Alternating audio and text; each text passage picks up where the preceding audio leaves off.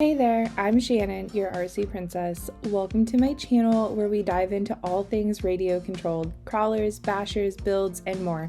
Whether you're new to the hobby or a seasoned pro, I'm so glad you're here. Let's have some fun and make RC magic together. Hi guys, what's up? I'm Shannon, aka the RC princess if you're new here, and if you're not, welcome back. So I have a few housekeeping things to get taken care of before we start the video for reels. And first being, where have I been? So I know it kind of seems like I left y'all high and dry. I'm so sorry for that. I did not mean to. I'm dealing with a lot between summer break now and also my son having some health issues that we were trying to get taken care of. For those of you who reached out, thank you so much. It means so much that you guys kept him in your prayers and your thoughts, and just really big thank you. It seemed to have worked, so I don't like to give out too much information about my family just because it's not really my place to say, but I feel like this is okay. He's not going to look back in 20 years and be like, wow, I can't believe my mom told the internet about that. So I will just tell you guys that since he's been 5, he has had platelet issues with them dropping. And so I think it's happened 3 times now. And so the last time his platelets had dropped again to 4,000. And if you guys know anything about platelets, you know that minimum you're supposed to have is 150,000. So it's bad. You guys, it's really scary when that happens. First off, because like if he hits his head, he can get a brain bleed, or we have to watch out for like internal bleeding, bloody noses, stuff like that. But then also the scariest part is he literally looks like an abused child when his platelets are low. Like he is covered in bruises. Not right now. We're in remission, thank goodness. But like, it's so scary. I feel like I can't take him out in public. So yeah, 2 of the scariest things. I lost sleep, I lost years off my life, and had a lot of anxiety and like panic attacks. So that is what that was all about. But again, thank you so much for everybody who said that he's in your thoughts and prayers, because honestly, after I posted that update, he started to get better.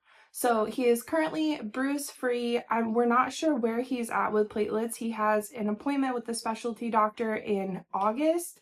So yeah, hopefully everything's good then. But just thank you guys for being really understanding. I have said from the beginning, I love you guys, but I am a mom first, and I had to take care of my family. And then also with summer break. So I feel like when I'm not home alone, I can't film because I am like, no noise, like don't talk, don't sneeze, don't cough, don't nothing. And it kind of dawned on me, I'm like, maybe my people would rather hear a little bit of background noise and still get a video rather than me just saying, well, there's too much noise, I'm not going to film. So I guess let me know down in the comments below if you guys are okay with a little bit of background noise. Otherwise, I'm not really sure how I'm going to get anything filmed the entire summer. So I'm trying it out today. I gave him his Nintendo Switch. He's got the TV on. He should be good. Like I said, thank you guys for being so patient with me. You guys are just awesome. Like, we have a really, really good community over here on this side of YouTube, and I couldn't be more grateful for you guys. So thank you. So now let's get into today's video. So the first common question I have for you today is, where can I find local clubs or groups? So one of the easiest places to find a local group or, community that is like-minded people like you, share the same passion for the RC hobby, is Facebook. And if my little neck of the woods has a local Facebook group, I'm sure yours does as well, or in a nearby town. Facebook is notorious for having literally a group for everything. Really, any type of social media is really good to find people who share the same passion for the hobby as you. So, Instagram, Facebook. Honestly, me starting this YouTube channel has really grown my friendship with other RC enthusiasts. I have really met some wonderful people who have helped me and just taught me things, and it's just been really, really great. Also, if you see me look to the left, I'm filming in my office today, obviously, and there's a window and like something keeps running by, like a squirrel or something, and hi, if you know, you know. There are so many people that are so scared to like go out alone because, I mean, let's be honest, if you're not in the RC hobby, like there are some people who are really judgy and are like, oh my gosh, look at this grown man out in the woods playing with his toys. It's not as bad for me, obviously, because I can play with Barbies and everything else and nobody's gonna blink an eye, but a man doing it, society has told us that's wrong, and I'm just like, big eye roll there. But it makes me sad that people feel like they can't go out alone because, you know, they're gonna get judged or somebody's gonna make a rude comment or whatnot. And I say go for it. Who cares? And then the last really good thing I have for you guys is go to these RC events. Unfortunately, most of the RC events that are happening are nowhere near me. They're like 7-8 hours. And as you can imagine, with my husband's job, it's really hard for me to get away because I am the person that everybody relies on. Like, I am a quote-unquote stay-at-home mom. I take care of everything here. I take care of our kid, our dog. So it's really hard for me to get away, and I have not actually made it to an RC event like Axial Fest or Beat the Creek or anything like that yet. It is on the bucket list, but when that will happen, I am not sure. But those, if they are close to you, that is a really good way to meet people because you're all there for the same reason. Basically, just put yourself out there and people will be drawn to you. And it's nice to go out alone sometimes, but it's really, really fun to, you know, call up your friend and be like, hey, let's go. And you're like, okay, yeah. So that is a couple different options for you to find, like local groups and just people who want to do the same thing you're doing. Okay, I forgot one thing in the housekeeping section. You guys, we have made it over 2,000 subscribers, and like, what? I never thought this was going to be possible. I thought I was gonna maybe get to like 300 and kind of just like fan out, but guys, we made it over to 2,000 subscribers, and I'm not exactly sure when. I'll be honest, that happened when everything was going on with my son, so I don't have an exact date of when that happened, but it was recent.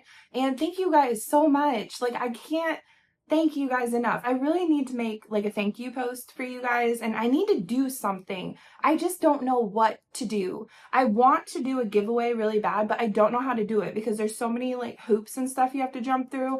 So I need to figure that out. And yeah, I really want to do something for you guys because without you, this channel would not exist. So thank you guys so much. And also, what I wanted to ask you guys before the next question was and I feel like I've already asked this before, but since we've gotten so many new people in here, I want to ask it again because the answers could be really fun. So my question for you is, if you could own one RC for the rest of your life, only one, you can only pick one, what would it be and why? Okay, moving on to question number 2. What are the essential tools to get started? So everybody's like, oh, I want to get into RC, but I don't have all this money to go buy the entire hobby shop. Well, lucky for you, you don't need to. Basically, it's car battery if you get an RTR. So that's ready to run. So that is basically all you need to get started. Oh, and a charger to be able to charge your batteries. And I would honestly say just a few basic tools, like a couple tools that can get you started, like just a regular basic toolkit would be really nice. So you could, you know, swap out your tires when you feel like it down the road, or, you know, repair some stuff. But those are pretty much the things that I recommend starting out with. And if you bought a kit, then you're probably not asking this question. I did not, my first crawler was not a kit, like no way. I actually just built my first crawler, I think it was like, I don't know, a year and a half ago. So basically just the crawler of your choice. If you buy RTR, the radio transmitter comes with it, batteries for your rig, and a charger, and that's a basic toolkit. And that pretty much is going to get you started and get you out crawling and figuring out why everybody loves this hobby so much. You'll figure out what works for you, what, parts usually need replaced on your rig. Every rig will be different, obviously, and you'll figure out like, oh, I want to upgrade my motor, I want to upgrade my tires, or, stuff like that. You'll figure it out as you progress, but just to get out and get started, those are what I recommend. And if you want to be a little extra like I am, a bag would be nice. Basically, mine holds like extra wheel nuts, extra AA batteries, band-aids, lots and lots and lots of band-aids for me, tools, body clips, baby wipes, I haven't done a what's in my RC bag in forever, and honestly I haven't even really been out for a while, again because when my son's platelets drop I feel like I have to keep him at home, but like to go out to the gorge, no way in hell am I taking him out there with low platelets, because one fall off one of the cliffs or something, like nope. So I haven't even been out crawling or bashing or anything for weeks. I am in withdrawals. Okay, and the next question that to us veterans might seem like it's no-brainer. A lot of people do not know what RTR stands for, and so they want to know the difference between RTR and kit. And RTR simply means ready to run, and a kit, well, let me reverse. So the RTR will have the crawler. Most of the time it even comes with the batteries for the transmitter, and you'll have a transmitter, and most likely you'll just have to buy the batteries and then have a way to charge them. But RTR means you grab it off the shelf and you can go out that day and go run it. And a kit obviously is just like one of those like model airplanes you got as a kid or whatnot, and you have to build it. And depending on your skill set, it could take you that day or it could take you weeks. So that is like the basic difference between RTR and kit. Usually in a kit also, it doesn't come with everything you need. So sometimes it won't come with tires, it won't come with electronics, and what else? I don't know, I haven't built one in so long. But basically, you get to build it from the ground up versus the factory just building something for you, and it's really, the RTRs are not customized, whereas the kit, you can really customize it to your preference. If you really like Desert Lizard shocks, then you can buy those and put those on the kit. Not that you can't put them on the RTR, but if you want megalithic tires, then you just purchase those with the kit instead of having to come home and swap them out on your RTR. There's really no right or wrong. It just depends. Do you want gratification from running a crawler that you built from the ground up, or do you want to just go get something off the shelf and, pour some money into it, and then basically you did the same thing almost? But if you're going to change everything about the RTR and you have the skill set to build, I recommend a kit, is what I'm trying to say. It will be cheaper for you in the long run than buying everything for the RTR and, swapping it all out. But there is no right or wrong answer. There is no judgment here. If that's what you want to do, by all means, go for it. And if you don't, then don't. And a lot of times people ask, what is the best terrain for crawling? And my answer to them is, what do you prefer? That's your answer. The best terrain for crawling is whatever terrain that you want, basically. Everybody's got different preferences. I kind of like my crawling like I like my martinis on the rocks, so that's my personal preference. I prefer rocks because I think it's more challenging. There's and I could be wrong. I'm just saying for my personal opinion. Now a car just went past. For my personal preference, I just prefer rocks. I find them more challenging. What do you guys prefer? Let me know down in the comments below, because I am curious now. That was not on the docket to ask you guys, but it just came to me. I'm really curious. What is your favorite type of terrain? Oh, you know what? So I don't think I told you guys either. So my dad ended up getting a 3D printer. And oh, don't ask me what he got. I don't know. He's got two now. He's got like the bamboo, the mini, not mini, but regular one, and then he's got like the newest one that just came out. So anyway, my point of telling you guys this is my dad is making obstacles, and man, I wish I had. Last time we were over, I did not film anything. We just kind of crawled in the basement, but I didn't film anything. Um, I'm going to try to get some footage of that because I want to show you guys. If it's not in this video, it might be in the next one, but I want to show you guys because he is so cute. He's making like 3D printing these obstacles, and they are so good. And if you guys are interested, I can try to like get links to, like they were just on, what is the Bamboo Lab space? Like, I am drawing a blank, you guys. So I will try to like get links and stuff when I show you guys what he's got going on, but they are so awesome. And so some people might say that's their favorite type of terrain, and if that is, then great. So also, my parents moved in March. That is also why I've been a little MIA. I was helping them move and stuff. And they finally have a basement. And so they got a new build, like brand new. Nobody's ever lived in it. And so their basement is obviously a lot nicer than ours. Ours is like unfinished, dark, scary. I swear it's haunted, you guys. I don't go down there alone. So their basement's like awesome, and we've been doing a lot of like crawling and stuff down there. So yeah, I'll give you guys some footage next time I'm over and we're crawling and stuff. Okay, next question on the list is best crawler to buy. I literally can just see some of you eye rolling because you already know what I'm going to say. It pains me, but the best crawler on the market that you can go buy right now, today, I have to say is, drumroll, the Traxxas TRX4 Sport. There, I said it. I don't want to spend too much time on this because I have talked about this so many times on my channel, so many times, but I stand by it because I don't know if it's in, yeah, right there. That's my son's truck. My child's truck, 9 years old, I should say. Do you know what he does to that thing? He really puts rigs to the test. And the fact that this is still living and seeing more days, right there, is a testament to how awesome the TRX4 Sports are.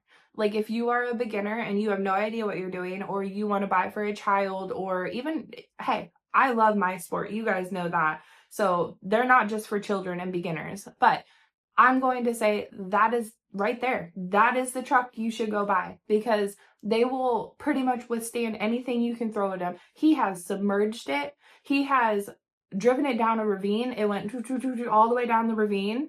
Oh gosh, he's dropped it out of the car, out of the truck. Like, he's done so much to it, and I've not had to replace a single thing on it except the foams because you can't stay out of the water, and I just haven't got around to fixing that issue. So that is my opinion. Please don't come for me. I'm just saying. Also, I'm just gonna say it one more time. Again, I've said this in the past, but Traxxas also is the easiest, in my opinion, RC parts to find. If you would need something or you want an upgrade, almost every hobby shop you go to is going to have Traxxas stuff. Okay, so the next question I see around are upgrade priorities. So you're ready to upgrade, but you don't know where to start.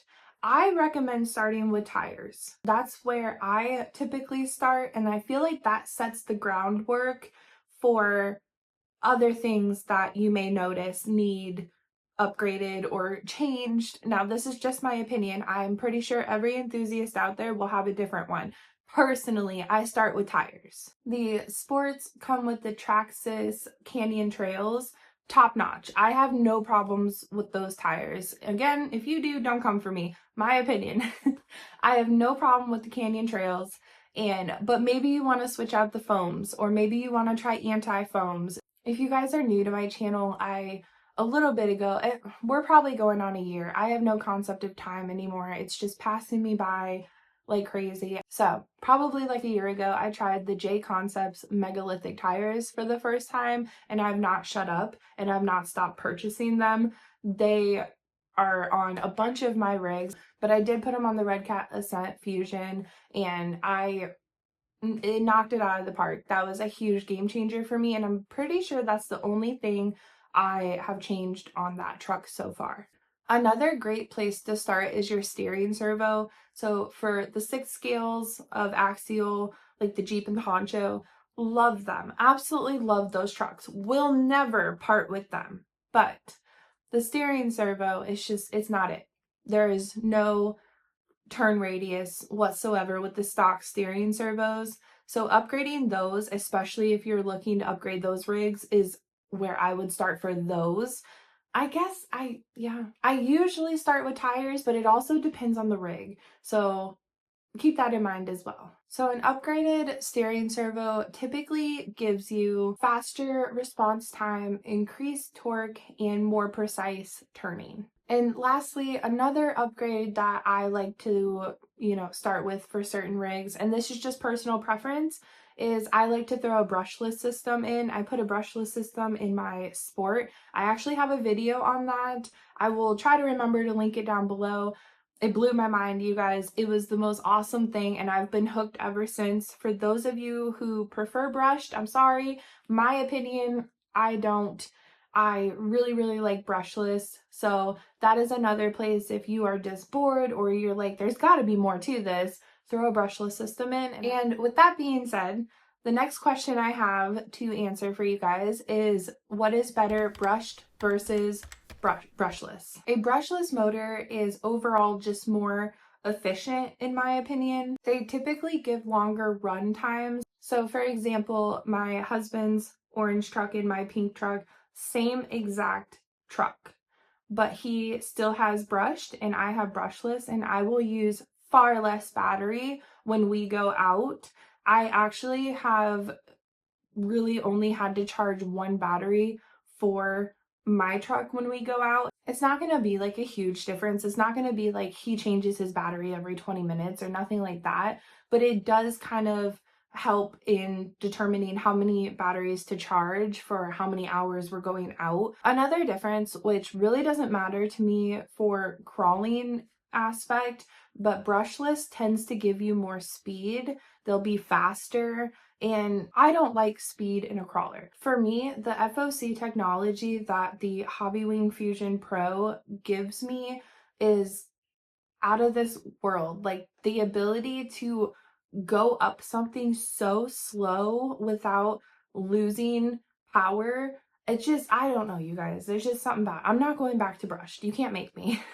Also, brushless tends to be on the quieter side. I've talked about this before. My dad and I cannot stand the whine of a brushed motor. Like, it literally makes me want to grab the rig and throw it across the parking lot. Like, it's so annoying. But I'm also one of those people that if somebody's chewing too loud, I want to punch them, or like, I'm a nice person, I promise you guys. Just don't chew around me. So yes, brushless tends to be quieter, which my dad and I really, really like. If you are, a very frugal person, I wish I was. I am not. If you are, please give me tips. I get huge dopamine hits from spending money. A brushed motor is usually going to be cheaper, and that's why, most RTR rigs come with brushed motors, because it just cuts down on the cost of the overall truck for you and them, the manufacturer. And to be honest with you, if you want more bonuses and pros for brushed motors, you're probably gonna have to talk to somebody else, because that's all I got for you. Okay, you guys, we have 2 questions left, and the second to last question is, what are some safety precautions? And you guys know I'm big on safety. So a big safety precaution that I advise is to follow local regulations. There are reasons that crawlers and bashers are allowed at some places and they are not at some places. And whether you agree with it should or it shouldn't, it's not your property. So that's what you have to think about. Would you want somebody bringing an X-Max and tearing up your front grass? No, probably not. If you think about it, if you have a bunch of people not following the rules, what's that going to do to the rest of us in this hobby? Like, what image is it going to portray for the rest of us? Because everybody focuses on, the bad things versus the good. So if you're out with a group of people, there's 15 of you, 10 of you are perfect model citizens, and then the other 5 are, messing around, not following rules, the whole group is going to get kicked out. There's going to be no RCs allowed whatsoever. And it's like, that's not really fair to the rest of us. Another big safety precaution is battery charging. So never, ever, ever, ever, ever leave a battery charging unattended or discharging, just nothing. And charge and store in a lipo-safe bag. I promise you, I used to think this was a joke. I used to think it was like a one-off and like somebody maybe did something to make it do that, like blow up. But really, it's actually more common than you think. People's garages are getting blown up, houses are getting blown up. Like, it's crazy. Just always be around your batteries to make sure that they are, in working condition, safe, they're not bloated. Bloated batteries need to be disposed of like immediately. Don't mess around with it. Get it out of your garage, your house, your car, wherever you're at, get it out and dispose of it properly. And most importantly, just be a respectful human being. We don't want to give the hobby a bad name because of people who don't understand the hobby and, they'll try to shut us down. But if you ram a, notorious into their ankle, can you really blame them? Common sense will go a long way in the RC hobby. And the last question for today is, what are some helpful resources? Well, YouTube, of course. Just kidding. I know there's so many other channels out there who are probably way more helpful. I try to be as helpful as I can. I try to get in my comments and answer everybody's questions, which that is another thing I have been lacking. I have not gotten time to like sit down and answer questions. I don't like to just go through real quick and hurry through it. Like, I feel like you took the time to comment and now I can take the time to respond with a proper answer. My biggest resource is my dad. I'll be honest. My dad and YouTube are my top 2 resources. And I don't know, maybe that's the same for you or, somebody in your family that is really into the RC hobby, they could be a great resource for you as well. Online forums like Reddit is also a really good place, but just, with all this information, remember it's coming from another person, not like Google or a computer or something. So take it with a grain of salt because some people don't always give out the most helpful information, or some people do just want to mess around and give out answers that are completely incorrect. So, do your research along with the answer you get. Sometimes even brand websites will have like resources listed. So like Axial has a glossary. So like if you didn't know what RTR stood for, you could go on Axial's website, go to the glossary and find it. And then it would say, RTR is ready to run. So I really like that Axial did that. And lastly, but not last, because I have some words of wisdom for you, but lastly, your local hobby shop is also a really, really good place to get information, like resource. They're a great resource for information is what I'm trying to say. Most of the time, if they were hired to work at a hobby shop, they have knowledge, or at least some. And typically there will be somebody there who knows pretty much everything. So they are also a great resource for you as well, local hobby shops. So my little word of wisdom advice: stay out of Facebook groups for asking questions. And I should have put this at the beginning. I said Facebook groups is a great place to find, locals. But don't you dare ask a question in Facebook groups. You will get torn to shreds. I don't know what it is about people behind a keyboard thinking that they are just great and, oh, it's going to be so fun to put this person down and make them feel like crap. I don't know why people feel the need to do that. I really don't. Maybe it's because I'm a people pleaser, but I don't enjoy making people feel bad. I was in a Facebook group and this guy was asking, it was so long ago, I can't remember what he was asking, but I think it had something to do with a motor. And it was not a stupid question. Like, not that there's really a stupid question, but it was not stupid whatsoever. And he got torn to shreds. And I actually ended up like private messaging him, and I'm like, I am so sorry. Like, please don't let them reflect on the whole hobby as a group, because that was just ridiculous. And then I gave him the answer to his question. I'm like, what is wrong with these people? Why do you get gratification from making people feel like crap? I don't know, you guys, but don't post a question in a Facebook group ever. I had never have. I'm not brave enough. But definitely they are a great resource to find local. And typically that's your bigger Facebook groups that are doing that. Your local groups probably are not like that. But like, you know, if a group is like Traxxas, don't, and it has like 10,000 members, don't you dare post a question in there. So that's gonna do it for today, guys. There was, I don't know how many, there was a list of common questions that I wanted to get answered for you guys. Again, I am sorry if this was a little too chatty for you guys. Like I said, I have withdrawals when I'm away from you guys. I gotta talk, I gotta tell you guys about stuff. So if you guys enjoyed this video, please, please, please hit that thumbs up button, and it gives me, you know, feedback on, oh, do more like this or don't do more like this. And also hit that subscribe button. It keeps you around for, you know, future videos. It's completely free to you, no cost. It just keeps me in your list so you can easily find me again. And if you want to hit the bell notification, that notifies you when I upload. And I just really appreciate all of your guys' support and your love and your prayers and all that kind of stuff. You guys are just awesome, and I could go on and on about how awesome you guys are, but I don't want to make this video an hour long. So I will talk to you guys in my next video. Bye!